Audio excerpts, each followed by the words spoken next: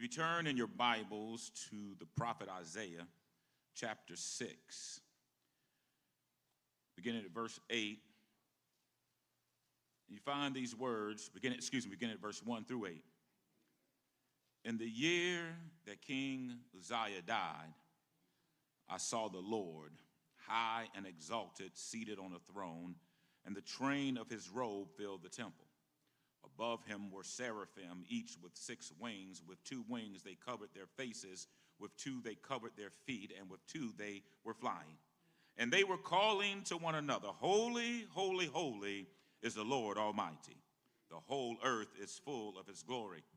At the sound of their voices, the doorposts and thresholds shook, and the temple was filled with smoke. Woe to me, I cried, I am ruined, for I am a man of unclean lips, and I live among people of unclean lips, and my eyes have seen the King, the Lord Almighty. Then one of the seraphim flew to me with a live coal in his hand, which he had taken from tongues from the altar. With it he touched my mouth and said, See, this has touched your lips. Your guilt is taken away, and your sin atoned for. Then I heard the voice of the Lord saying, Whom shall I send, and whom will go for us? And I said, Here am I, send me. You may take your seats. In the year that King Uzziah died, I saw the Lord. I'm going to preach to you from the next few minutes that are ours together from this sermonic thought. The year it happened. The year it happened. Let us bow and pray. Lord, it's preaching time, and it's been 5 weeks, so I really need you. I need you to help me stand behind this sacred desk for a task that I'm not worthy of. But it's only by your grace and your mercy that I'm able to stand. So, Lord, I ask that you do something for me that I can never do for myself, and that is to send down the power of your Holy Spirit to give me everything I need to preach and teach with clear thought and of utterance. I've prepared, but I need your power. I've studied, but I need your strength. Now consecrate me now, God, to thy service, our grace divine. Let my soul look up with steadfast hope. Let my will be lost in thine. Speak, Lord. Your people are listening. Amen. I'd imagine if I were to call out a few dates in history, many of you probably would be able to recall what happened and what you were doing on that date. For some, if I were to say April 4th, 1968, many of you would readily be able to say that was the date Martin Luther King Jr. was assassinated. If I were to say November 22nd, 1963, some would be able to say that was the date John F. Kennedy was assassinated. But then there are dates like September 11th, 2001, when you recall exactly what you were doing simply based on the date and the event which occurred on that date. I can tell you that September 11th, 2001, it was a Tuesday. I was treating outpatients in Vineland, New Jersey. It was after 8 o'clock because my first patient was always scheduled at 8 o'clock.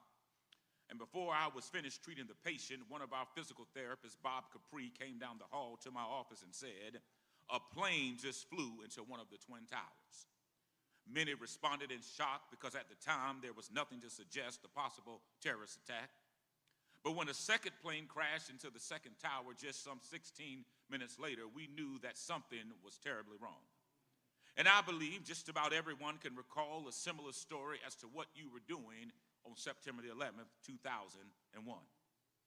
Or if you're like myself and you've lost someone very close to you, you can recall similarly as to the events of 9/11, because I can tell you that June 27th, 2013 was a Thursday. I was in Canada on vacation attending the Toronto Jazz Festival. And I am certain of that date and information because my grandmother, the woman who invested so much of her love, time, energy, and resources into my life, that was the day she died. I can tell you that April 16, 2006 was an Easter Sunday. And I'm certain of this date because I had just come home from church and I was sitting on the stairs in my house and my cell phone rang and my brother Reggie called and said, Demetrius, Tati is dead. A week before coming up to attend my initial sermon in 2006, Randolph Daniel Corbett, who everyone called Ty T, my father, died suddenly and very much unexpectedly. I can tell you that May 15th or May 2015 that there were 5 Sundays, because on the 5th Sunday of May 2015, suddenly and unexpectedly, just 5 months after preaching my pastoral installation, I lost my friend, brother, and pastor of 20 years, Dr. Britt Armando Stargell. And I bet years from now, millions of people across America will be able to tell you about the second weekend of March of 2020 and will be able to vividly recall what, when, where, and how COVID-19 impacted their life. And I'd imagine if I were to survey the congregation, there would be similar countless stories of dates and events that you can recall vividly and with clarity and certainty simply based on the dramatic nature of the event. And if you've ever experienced such an event in your life, you have experienced what psychologists call flashbulb memories, which is the ability to remember events from our lives for decades or longer. And what makes the memories remarkable is the particular ease with which the extremely vivid memories come to mind after lengthy and sometimes lifelong delays. As compared to ordinary autobiographical memories, flashbulb memories include richer sensory details. For example, you may readily be able to picture people and places clearly and to hear the sounds of voices and other ambient noises intensely, all of which are made possible by the profound event you experienced. And depending on the nature of the circumstances of the event also has a way of impacting our outlook regarding the circumstances we are now facing. What do I mean? I mean the day an individual loses a loved one or loses their job or receives a health update and discovers their options for treatment are limited, their outlook, the way an individual looks at life or the point of view or the attitude they have about life can be significantly altered by an event that happened. In other words, there are things that you go through that changes you. Just ask anyone who has lost a job and they have financial obligations lingering over their head. I don't think their initial response would be, thank God I lost my job. More often than not, when it happened, their outlook is going to be more like, what in the world am I going to do now? Beloved, as we transition to the text, I believe when we look at the text and the context, the prophet Isaiah is writing from what could be considered a flashbulb memory. He is writing from a place in his life where he has experienced a dramatic event, which was the death of someone close to him. And during that time in his life, something happened, and what we have in the text are the vivid details of his ability to recall what he experienced. And based on what I know, in the year it happened, it impacted 2 things in Isaiah's life. That when it happened, it impacted his outlook on life, which in turn impacted his outlook to God. Has that ever happened to you, beloved, in your life? Something happened and your outlook, the way you saw things, caused you to look up to God more than you normally would. So what happened? What were the circumstances surrounding the prophet, prompting him to write the words captured in the text? In the year King Uzziah died, I saw the Lord. Now, I'll be the first to admit the historical hermeneutical presentation of this text, the way that most preachers preach it, is from the vantage point of the significant vision and profound experience the prophet has. And I get it, beloved. It's easy to become enamored or impressed with the vision that we fail to see or pass over the circumstances which brought it about. We fail to see the year it happened. Isaiah said in the year that it happened, and everything that's going on in the text, it was in the year that King Uzziah died, and I saw the Lord. Now, it's helpful to know King Uzziah became the king at the age of 16 after succeeding his father, King Amaziah. Uzziah reigned as king for 52 years, and During this time, the nation had experienced significant economic growth. The nation was growing. Under King Uzziah's reign, the nation was successful in war. The people and agriculture were doing extremely well, and life was prosperous. Now, if I can pause parenthetically for a moment and say, is sometimes we equate doing well with being well. However, that's not always the case, because even though Uzziah was doing well, he wasn't well, because somewhere along his journey, he got caught up in his own press and believed his own hype, and he believed that he was the man. And along the way, he became prideful, made some poor decisions, and defiled the temple of the Lord. As a result, even though things were going well, he was not doing well. And as a result, he was afflicted with leprosy, forced to live in a separate house, and was banned from the temple until his death. During his decline, things began to turn for the worse for the nation, and the decline was marked or defined by the year that King Uzziah died. So when King Uzziah died, things were not going well in America. In the year that King Uzziah died, things were not going well in the country. So from Isaiah's perspective, his outlook was this. It was a time of great loss. He experienced the death of someone he knew, and from historical commentary, Uzziah was a friend of Isaiah. And Uzziah's death had a negative impact on Isaiah. The nation is beginning to decline. His friend is dead. Everything was in confusion, and seemingly there was nothing that the prophet could do to change the circumstances or his outlook. The year it happened drastically impacted the prophet's outlook. And the year it happened, the thing he went through, the thing he was dealing with in life, forced the prophet to have an outlook in that moment. Which brings us to the first observation in the text. The first observation in the text is this. The impact of your outlook can force you to have an uplook so you can have a renewed awareness of God's presence in your life. Notice the text says, in the year King Uzziah died, I saw the Lord. The year it happened, it was when his outlook was bad, when the circumstances were changing for the worse, when he was hopeless, when he was going through, when he was faced with a level of uncertainty in his life. It was then he saw the Lord. And beloved, this is not the first time in antiquity we observe this taking place, because you may recall when Ezekiel found himself being led by the Spirit of God into a valley of very dry bones, led into a lifeless situation. He was led by the Spirit of God, which meant he was in the presence of God. In this text, Isaiah saw the Lord, which means he was in the presence of God. Neither of them were immediately delivered out of their circumstances, but they were both still in the presence of the Lord.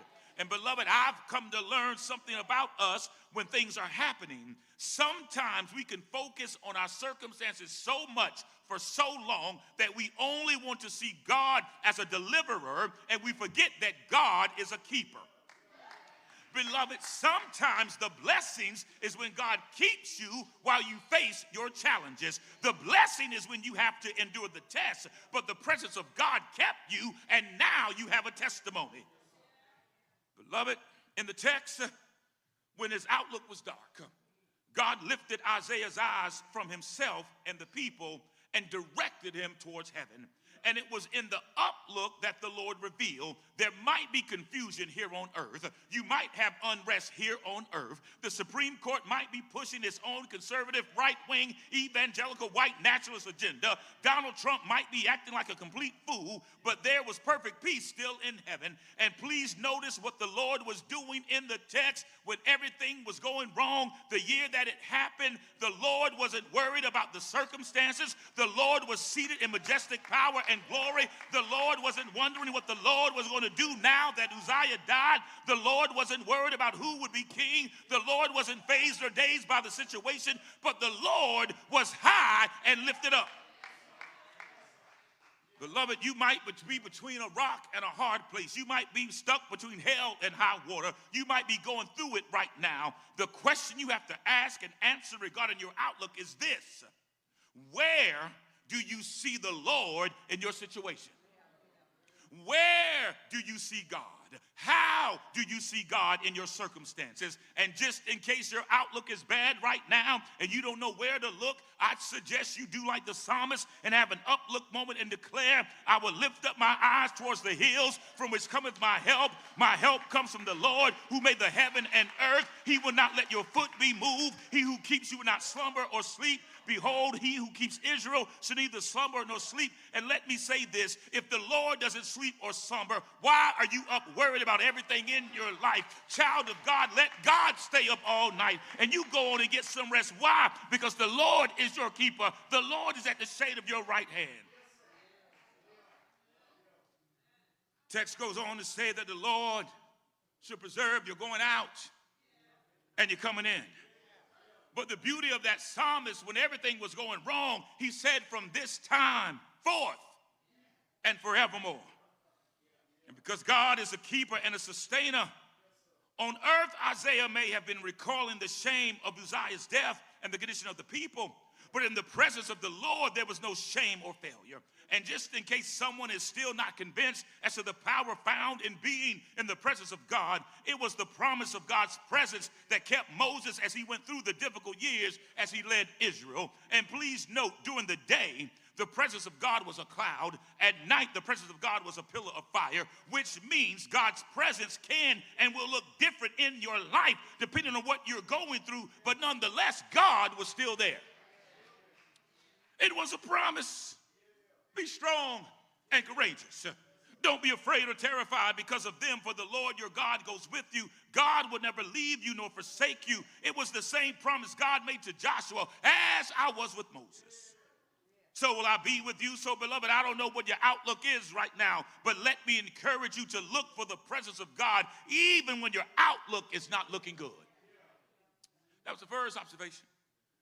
The second observation in the text revealed this. The year it happened, your outlook can cause you to have an uplook so you can have a renewed awareness of the majestic and magnificent splendor of God. Sometimes we go through things to remind us of how glorious God really is. But I think in many ways, not in everything or in every way, but in many ways, much of the 21st century collective church has become a cheap expression of spectacle masquerading as worship. And because this is more often the case, when life happens and our circumstances change, your outlook becomes limited and we engage or worship God based on what we want rather than who God is. And as a result, some Christians settle or reduce God to slap your neighbor high five, give God a crazy praise, whatever that means, touch 3 people and tell them God is about to do something in your life. But when this is your understanding of the Lord, your outlook hinders your understanding as to the majestic holiness of God. The year it happened, Isaiah was concerned about how bad things look. He was concerned because under King Uzziah, things were good, but now he was gone. Now what? What happens to your life and your outlook when you've connected your well-being to that of a person? And when that person is no longer on the scene, now what? What are you going to do now that you have the thing that you relied on is gone? And in his doing his uplook, the text says, I saw the Lord high and lifted up, seated on a throne, and the train of his robe filled the temple. Above him were seraphim, each with 6 wings. With 2 wings they covered their face, with 2 they covered their feet, and with 2 they were flying. And they were calling to one another, Holy, holy, holy is the Lord Almighty. The whole earth is full of his glory. It's as if the year that it happened, in my sanctified imagination, the Lord was saying, Isaiah, there have been a king. Isaiah, there may have been a king in an earthly seat. Isaiah, I know it's hard for you to see it on earth because from your outlook, the glory you thought was something died when Uzziah died. America, I know things culturally, socially, and racially look bad in a second Trump presidency. I know the Supreme Court overturning Roe versus Wade, and some wonder if it's stopping from overturning the voters' right of America for black and brown people. I know the ongoing attack on black and brown people coming from the White House looks bad, but in the the presence of the Lord, you have to understand you are looking at things from an earthly perspective, but in the presence of the Lord, there is clarity, and the clarity is this: the Lord is holy, and this is why the seraphim were proclaiming, holy, holy, holy is the Lord Almighty. And they took it one step further. The whole earth is full of his glory, which means the manifestations of the Lord is seen throughout the earth. Okay, that didn't shout you. To be holy is to be separate. The Lord is totally other, which means there is nothing on earth or in heaven that transcends beyond the holiness of God. So Isaiah, I know you thought Uzziah was king. Isaiah, I know you didn't see much glory on the day that King Uzziah died. I know that they've been looking bad. Beloved, I know if I don't know anything, if I don't get this sweat out my eye, I won't be able to see. Beloved, I know because of how things look at times, you don't see much glory. Because like Isaiah, we see things from a human perspective. We see things in relation to our human existence. We see things through the lenses of our experiences. But in the presence of the Lord, holy, holy, holy, you're looking at the King of Kings. Holy, holy, holy, you're looking at the Lord of Lords. And it's clear that our Lord is holy, high, and exalted. But not only that, the year it happened, the text says the whole earth is full of God's glory. All creation, the heavens and the earth, declare the glory of God. Wherever you look, no matter what you're facing, regardless of the circumstances, the incomprehensible glory of God is there. In fact, the Bible declares the earth is the Lord's, the fullness thereof, the world and they that dwell therein. So the next time you're in a difficult situation, instead of saying an empty church colloquial phrase, I'm too blessed to be stressed, how about seeking the presence of God's holiness and say, holy, holy, holy. Try placing yourself in a place where you can stand in awe of the awesomeness of God. Beloved, some of us haven't experienced the power of God because we fail to acknowledge or honor the holiness of God. It's what Craig Groeschel describes in his book, Christian Atheists, saying that there are Christians who believe in God but live their lives devoid of the fact that God exists. I'm going to say that again. It's what Craig Groeschel describes in his book, Christian Atheists, saying that there are Christians, could be some of y'all in here, who believe in God, but live their lives devoid of the fact that God exists. The reason I say seek God's presence and holiness is because after the seraphim established the holiness of God, Isaiah witnessed the power of God. The text says the year that it happened, that the voices of the seraphim shook the doorpost and the threshold. In other words, when you're in the presence of God, you cannot stay the same because there is power for things to change. When you're in the presence of God, stuff happens. When you're in the presence of God, you can look beyond the troubles and distractions of this world and recognize that you are sustained by the daily presence, power, and majestic awesomeness of God. That was the second observation in the text.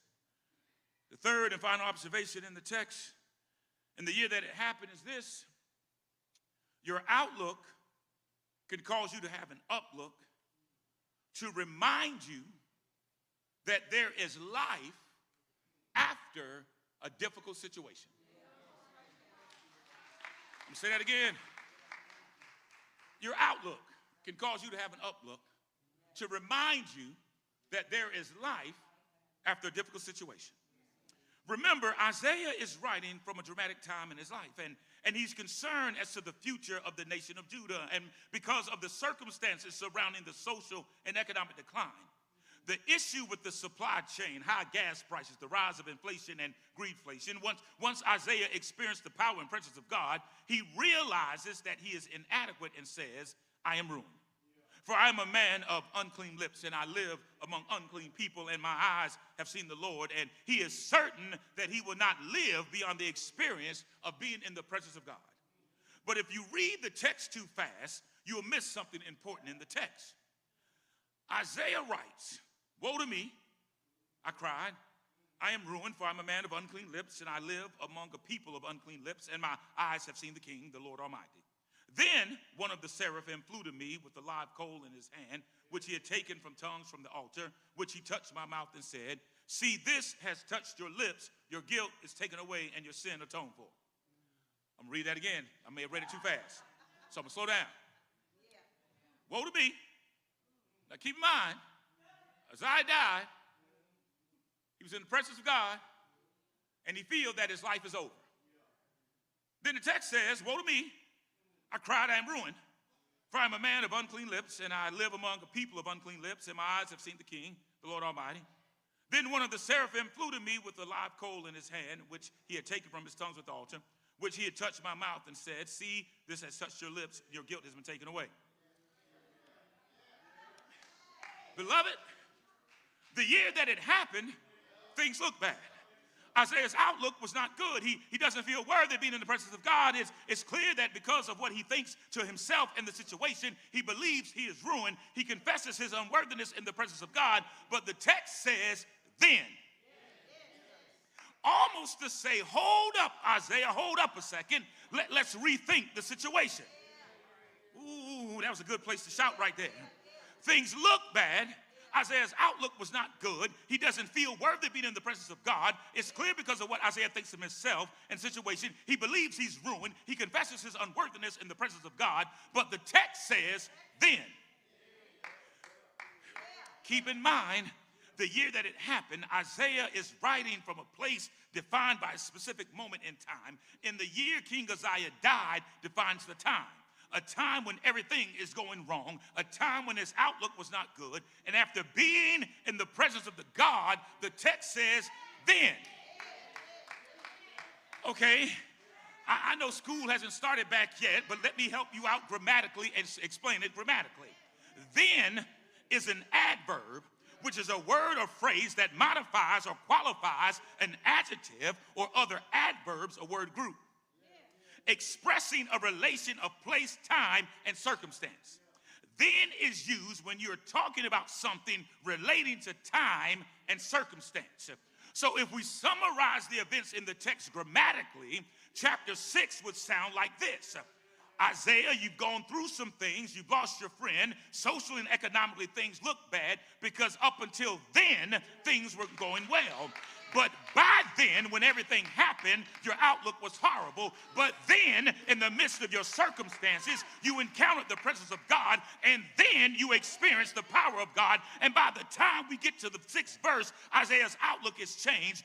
Then God responded to Isaiah's immediate and direct need, which was to release him from the things weighing him down, from the things that he felt prevented him from being worthy to even be in the presence of God. Because of God's grace, God takes away everything that hinders Isaiah. And after the text says, then I heard the voice of the Lord.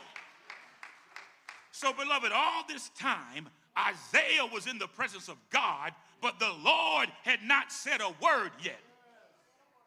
Yet things were still happening in the text, simply because he was in the presence of God.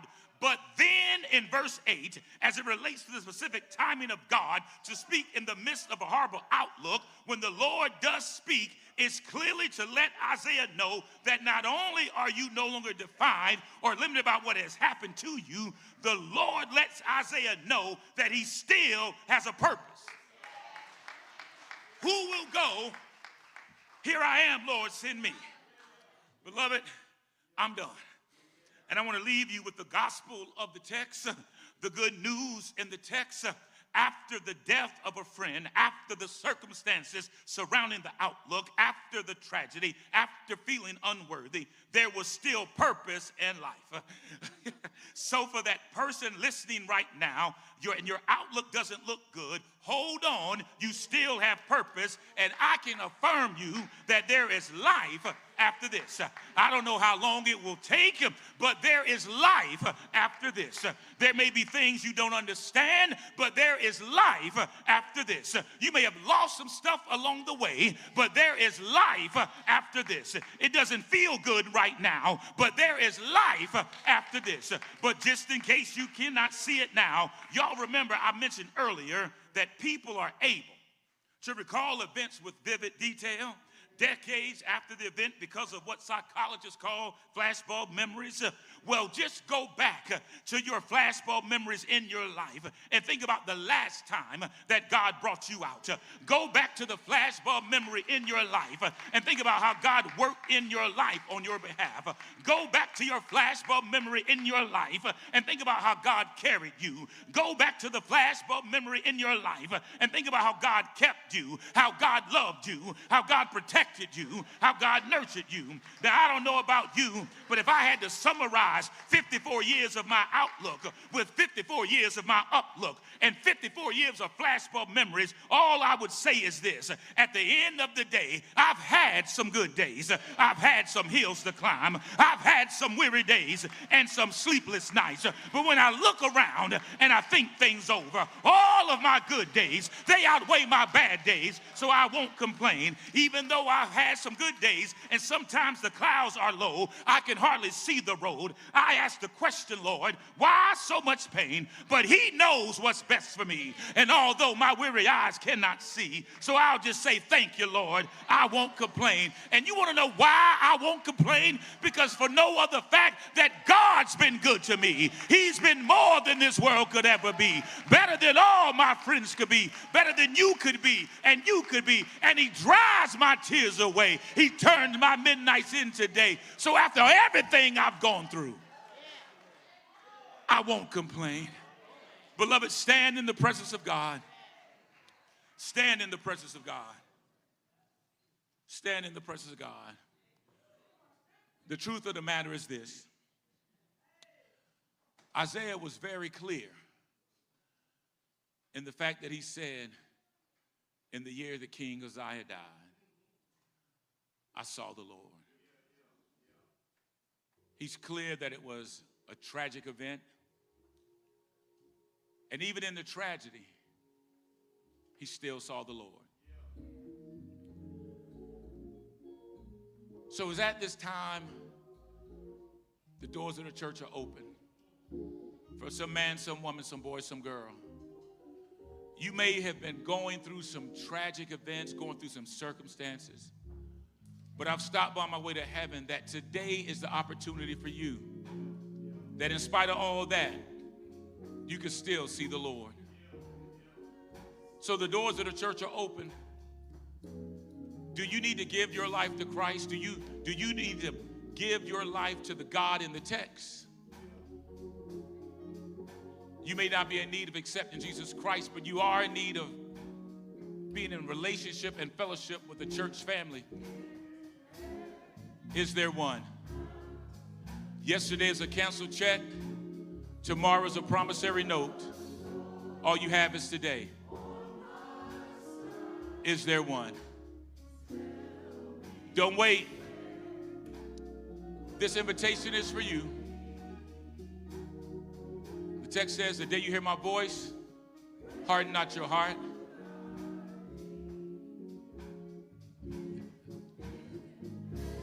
Think about the words of the song. For the Lord on your side.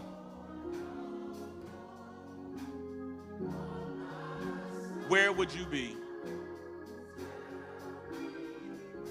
Think about the last time you were going through. Where would you be? Let's sing that one more time. Think about all the things that you went through the year that it happened. The year that they left you. The year you lost your job. The year you wanted to quit your job. The year that you got the prognosis. Where would you be?